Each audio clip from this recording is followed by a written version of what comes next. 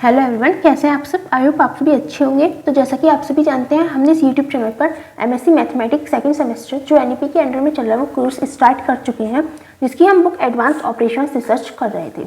अभी तक हमने इसमें बहुत सारी तरीके की प्रॉब्लम सॉल्व की थी और इससे पहले हमने एक थ्योरेटिकल टॉपिक डिस्कस किया था, इन्वेंट्री। अब हम इन्वेंट्री के ऊपर एक इंपॉर्टेंट एनालिसिस आती है, एबीसी एनालिसिस, उसके बारे में स्टडी करेंगे। देखेंगे कि वो एनालिसिस क्या है और उसके ऊपर एक टेबल है जिसपे हमारी जो पूरी एनालिसिस है उसे हम शॉर्ट में समराइज करते हैं, एक ग्राफ है और उसके बाद हम चेक करेंगे कि इसके एडवांटेजेस क्या है और इसकी लिमिटेशंस या फिर डिसएडवांटेजेस क्या है एबीसी एनालिसिस के। तो सबसे पहले हम देख लेते हैं कि एबीसी एनालिसिस होती क्या है। तो यहाँ पे हमने पूरी डेफिनेशन लिखी हुई है, तो हम यहीं से ही आपको एक्सप्लेन करते रहेंगे, ठीक है। The ABC analysis is based on Pareto's law that a few high usage values items constitute a major part of the capital invested in inventories, whereas bulk of items having low usage value constitute insignificant part of the capital। क्या बोलता है, ABC analysis जो है वो base है पेरेटोज law पे। एक law है पेरेटोज लॉ, उस पर बेस है। और ये पेरेटोज लॉ क्या कहता है कि जो सबसे ज़्यादा यूज होने वाली आइटम्स है, हाई यूजेज वैल्यू आइटम्स, मतलब सबसे ज़्यादा यूज होने वाली आइटम्स है, उनकी अमाउंट तो होती है कम, मतलब नंबर ऑफ आइटम्स उनके होते हैं कम, लेकिन जो उनकी कैपिटल होती है, मतलब उनकी जो रुपीज़ होती है, उनकी परचेजिंग कॉस्ट होती है, वो सबसे ज़्यादा हाई होती है इन्वेंट्रीज में। मतलब स्टॉक में जो हमने जो स्टॉक करा है उसमें सबसे ज़्यादा जो सबसे ज़्यादा यूज़ होने वाली जो आइटम्स होंगे ना, उनकी जो कैपिटल है दैट इज इन्वेस्टेड वैल्यू वो सबसे ज़्यादा होगी और जो उनकी नंबर ऑफ आइटम्स है वो कम होंगे। और वेयरएज जो हमारे पास बल्क में खरीदे हुए आइटम्स होंगे ना, जिन्हें हम बहुत लार्ज अमाउंट में खरीदेंगे, उनकी यूजेज तो कम होगा, उनको यूज़ तो कम करेंगे और लेकिन जो और उनकी जो अमाउंट है वो बहुत ज़्यादा होगी और जो उनके ऊपर जो अमाउंट वेस्ट करी गई है, मतलब कैपिटल जो इन्वेस्ट करी गई है, वेस्ट तो नहीं करेंगे, कैपिटल जो इसमें इन्वेस्ट करी गई है वो इतनी स्मॉल होगी कि उसे हम इनसिग्निफिकेंट मान लेंगे, ठीक है। ये हमारा पेरेटोज लॉ कहता है, ठीक है। मतलब क्या है कि जो सबसे ज़्यादा यूज होने वाले आइटम्स हैं उनकी नंबर ऑफ आइटम्स कम है और जो उसमें कैपिटल इन्वेस्ट की है वो ज़्यादा है, और तब की जो हमारे पास सबसे ज़्यादा अमाउंट में खरीदे हुए आइटम्स हैं उनकी यूज़ करने की जो टाइम है वो कम है और जो उनका जो कैपिटल इन्वेस्ट करी गई है वो भी कम है, ठीक है। मतलब जो ज़्यादा अमाउंट में है उन पर हमने कम पैसा इन्वेस्ट करा है, कम अमाउंट इन्वेस्ट करी है, और जो कम नंबर ऑफ आइटम्स है उन पर हमने ज़्यादा अमाउंट यूज़ करी है, ठीक है। इन शॉर्ट एबीसी एनालिसिस भी यही है, मतलब जो हमारे पास पेरेटोज लॉ है वही हमारा एबीसी एनालिसिस है, बस थोड़ा सा उन्हें 3 कैटेगरीज में डिवाइड कर दिया है, A category, B category, C category. अब हम देख लेते हैं क्या है। ABC analysis classify all the inventory items into 3 categories based on their usage value। जो ABC एनालिसिस है वो जितने भी इन्वेंट्री आइटम्स होते हैं उन्हें 3 बेसिस पर क्लासीफाई करती है according to the usage value, कि कौन सा आइटम कितना यूज हो रहा है। किस तरह से, items of high usage value but small in number are classified as A items. जो भी आइटम जिनकी ज़्यादा यूज जो ज़्यादा यूज होंगे और उनकी जो अमाउंट मतलब नंबर ऑफ आइटम्स कम है वो ए आइटम्स है, and would be under strict control of top level management. और वो जो आइटम्स होंगे ना उन्हें टॉप लेवल मैनेजमेंट वाले लोग ही कंट्रोल करेंगे, ठीक है। उसके बाद आता है हमारे पास सी आइटम्स। कौन से होते हैं? C items are large in number but require little capital. ये बहुत ज़्यादा लार्ज अमाउंट में होते हैं और उन पर जो हमने कैपिटल इन्वेस्ट करी है, जो पैसा लगाया है, वो हमारा बहुत कम होता है, and would be under simple control. और सिंपल कंट्रोल या फिर लोअर डिवीजन के जो मैनेजमेंट होता है वो उन पर कंट्रोल करता है, ठीक है। अब जो आइटम्स बचे बीच के, एक तो बहुत ज़्यादा यूज होने वाले हो गए, एक बहुत ज़्यादा कम यूज होने वाले हो गए। अब जो उन दोनों के बीच के आते हैं उन्हें कहते हैं B items. Items of moderate value and size are classified as B items, ठीक है। मॉडरेट वाले हो गए B items and would attract reasonable attention of the middle level management. और इन आइटम्स को कौन मैनेज करता है? मिडिल लेवल मैनेजमेंट, ठीक है।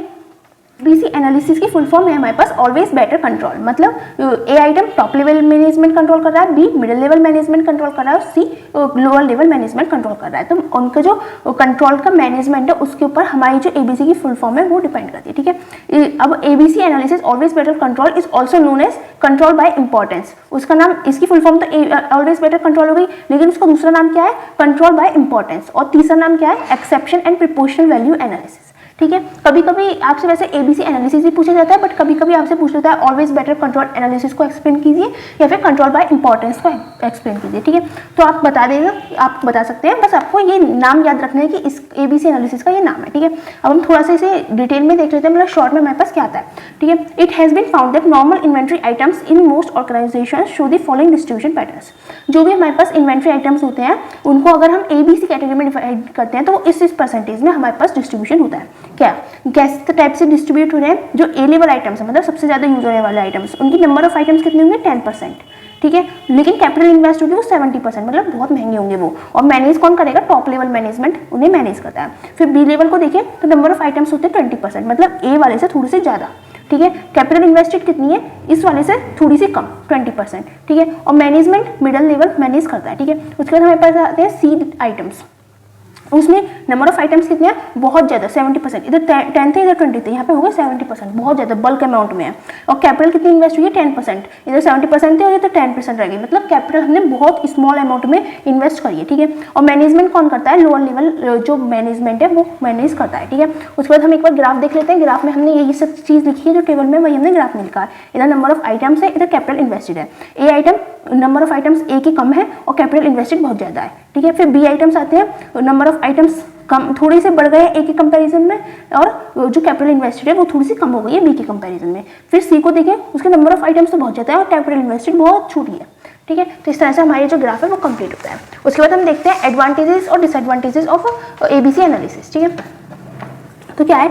ABC analysis is a dynamic process and must be repeated at least when the product mix changes. तो क्या है? जो एबीसी एनालिसिस है वो एक डायनेमिक मतलब चेंजिंग प्रोसीजर है, तो हमें उसे बार बार चेक करना होगा। जब भी हमारा जो प्रोडक्ट है वो थोड़ा बहुत डिस्पैच होते हैं तो हमें बार बार उसे चेक करना होगा एबीसी एनालिसिस को। ये इसके एडवांटेजेस हैं।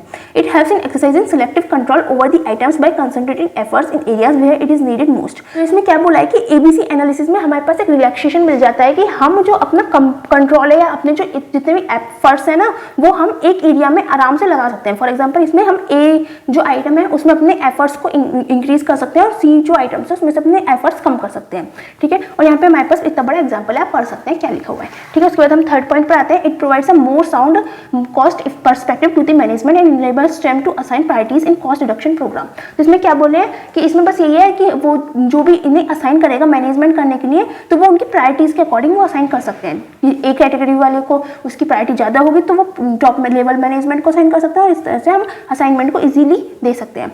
और फोर्थ पॉइंट क्या है? It avoids wastage of time and energy in making improvements in area that yield only marginal benefits. इसमें क्या है कि हमारे पास हमें ये पता है कि सी आइटम्स जो है उनके अंदर हमने कैपिटल बहुत कम इन्वेस्ट करी है और वो लार्ज अमाउंट में है, तो हम इस एबीसी एनालिसिस से हम क्या कर सकते हैं कि जैसे सी आइटम्स है उन पे हम टाइम का वेस्ट होने से बचा सकते हैं, क्योंकि वो एक तो इतनी ज़्यादा अमाउंट में है कि उसमें इतना ज़्यादा इंप्रूवमेंट दिखेगा नहीं और ऊपर से उसमें ज़्यादा हमें बेनिफिट भी नहीं होगा, ठीक है। फिफ्थ पॉइंट क्या है? It is use to control raw materials, components and work in progress inventories. तो एबीसी एनालिसिस हमारा यूज होता है रॉ मटेरियल को कंट्रोल करने के लिए, कंपोनेंट्स को कंट्रोल करने के लिए और जो वर्क प्रोग्रेस में चल रहा है उनकी इन्वेंटरीज पर भी कंट्रोल करने के लिए हमारा एबीसी एनालिसिस यूज होता है। इसके एडवांटेज होंगे, ठीक है। अब हम लिमिटेशंस को एक बार देख लेते हैं क्या है। लिमिटेशंस फर्स्ट क्या है? It ignore all aspects other than annual usages value.